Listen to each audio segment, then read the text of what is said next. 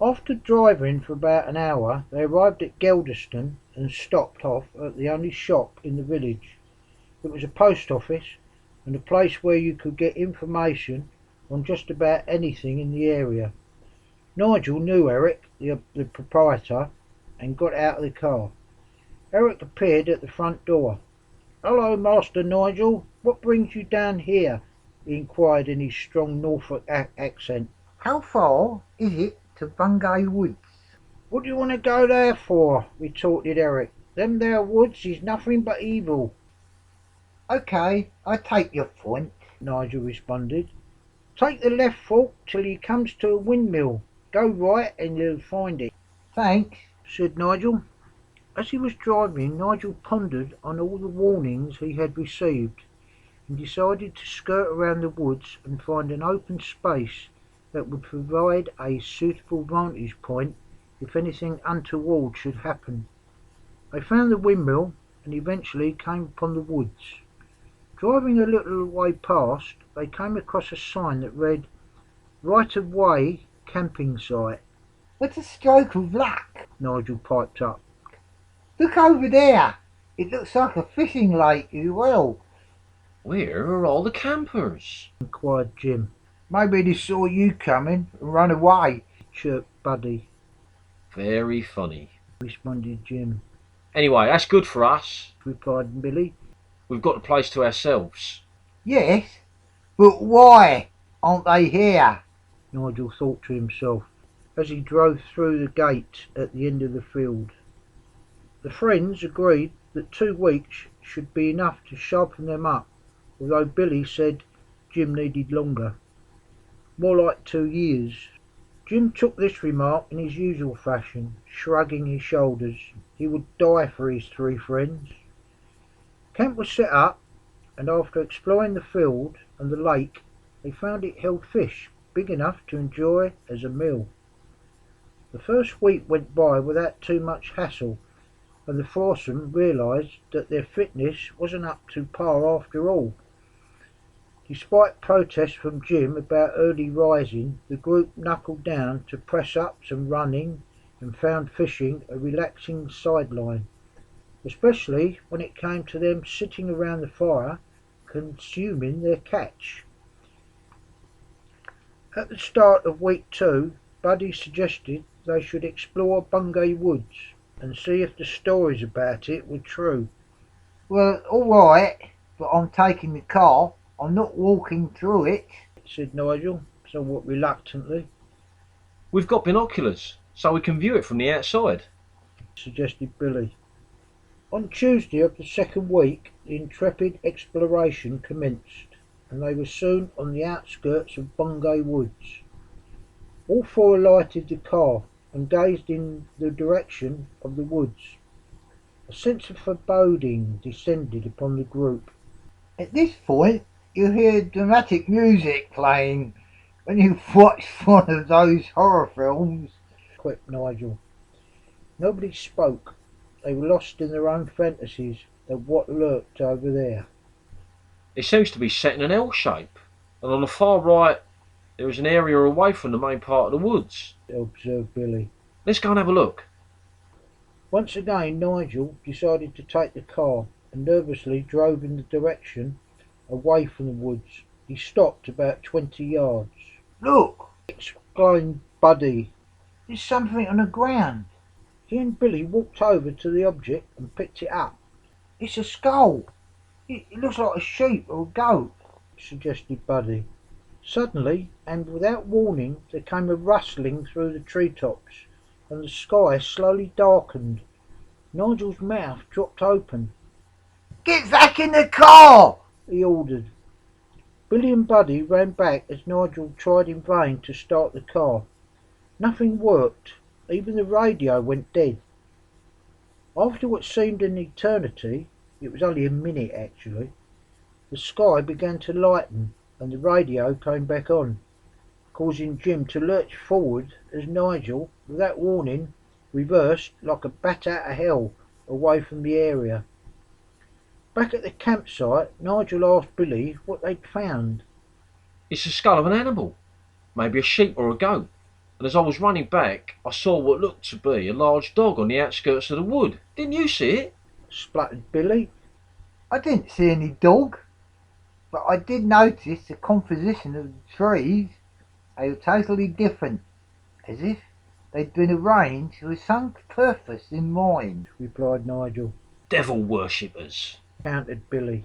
How old must the trees be? Look at the size of them. They must be hundreds, maybe thousands of years old. Buddy cut in. Something weird is going on around here, and I'm not going to hang around to find out what it is. I suggest we break camp and head back home. Nigel replied. Agreed. We ain't no experts, and I'd like to live a few more years. Besides, all that exercise has done me good. Said Jim. All that beer and beans has made you fart a lot as well. Quick Billy. This lightened the mood somewhat, and everybody laughed and prepared for home. The exploits of the last 2 weeks cast a somewhat sombre mood on the group, coupled with the fact that England had lost the second test rather heavily. This had paled into insignificance compared to the experience they had all just gone through. I must keep focused on the task ahead. Nigel said to his men. This episode must remain within the group. We must concentrate on watching the 2 back-to-back tests until Lord's. I've got to submit reports anyway, so in the meantime we should plan what to do about the Aussies. Well, we know that together with Pick and his crew, there could be maybe another 3 or 4 involved. So that makes about 8, suggested Billy. Also, I think we should be looking ahead and find out exactly where the ashes are. That sounds good. Countered Nigel. Ned at the Daily Echo has a friend who conducts tours at Lord's. I'm sure he can get us in. I'll go and see him tomorrow and submit my report at the same time. Ned agreed to Nigel's request, and a few days later, Billy, Buddy and Nigel, without Jim, who had a job doing a house clearance in Derbyshire, which would be a good payer, and had the promise of an apple pie thrown in to seal the deal, set out for Lord's. Outside they were met by a large, ruddy-faced man, bedecked in blazer, white slacks and a straw hat, answering to the name of Len. After the great Sir Leonard Hutton, he said proudly. They toured Lord's and eventually entered the long room and glanced at all the names on the walls encased in large frames. All the century makers were there, and all the great wicket takers. This is our pride and joy, announced Len, standing next to a table upon which stood a glass case containing a casket with letters on it. That's the ashes, Len declared. Billy glanced at the floor and could see a cable leading from the case and disappearing into the corner of the room. Is that the alarm? He asked.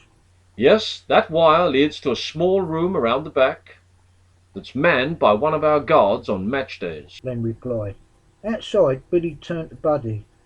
It wouldn't take much to lift that casket, especially to a trained thief, and that casket looks exactly like the one that we saw at the house. I was thinking the same thing, Buddy replied. I'm still puzzled as to exactly what they're going to do with the ashes, Billy. Maybe your idea of a private collector is right. Nigel cut in. I think we should keep an eye on them at Lord's, and when they do the job, follow them, and they'll lead us to Mr. Big. Seems all right, Billy replied. With the back-to-back tests approaching before Lord's, Nigel decided he would not be attending them. He had agreed to send in reports and continue his column in the paper as a backup to Jimmy, who was covering both tests. While Nigel waited for the Lord's tests, Buddy and Billy were not that interested in cricket, but out of respect for Nigel they listened to his narratives on matches gone by. But this was a bad second to their love of football, However, this latest venture excited them greatly, and they couldn't wait for Lord's. Growing up in a family of travellers, they flirted with the wrong side of the law on too many occasions, owing to the exploits of their peers. They decided to make some money on the stall to while away the time, as Jim had become more involved with removals, which took him away from home on a lot of days. Nigel often went to the local pub for lunch with Janine and Ned, and after that reviewed the cricket. Janine was becoming more serious about Nigel and would fool around with him in the countryside, teaching him the finer points to relationships. Nigel stuck to his rule not to invite her to his cottage. This was a male-only domain. Nigel knew that they were getting closer together, but he was determined to put this to one side until the Aussie question was resolved. He thought he could trust Janine for now. The days passed quickly, and the third test went England's way. The Aussies, rather surprisingly, fell apart after the openers, with Ronting being dismissed cheaply, and the rest of the team were all out for 247. England piled up the runs, and at the end of the third day had made 423 all out. On day 4 the Aussies started well, but once again succumbed to some fine spin bowling by Tim Fufnell, who took 8 for 153, and they were all out for 297, leaving England 122 to win. They got there on the 5th day, just after tea, with 4 wickets down, and won by 6 wickets. In any sporting event in England, be it football, cricket or athletics, if the team do well, it seems to lift the nation. Work seems easier, chores seem lighter, and the divorce rate goes down for a while, because the arguments stop.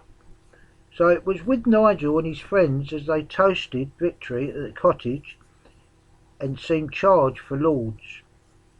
A week later the nation was plunged into gloom as the Aussies fought back to level the series. It was a convincing victory by 203 runs, and as they were the holders of the Ashes, all they needed was a victory at Lord's to hold on to them. It seems funny that the Aussies might go home with probably a load of old charred wood scrapings from Mrs. Green's back garden, thinking they are the Ashes, pondered Buddy one night when everybody was sitting in the living room at the cottage. When you put it like that, I wonder if this job is too big for us, Replied Billy. Nonsense, Nigel snorted.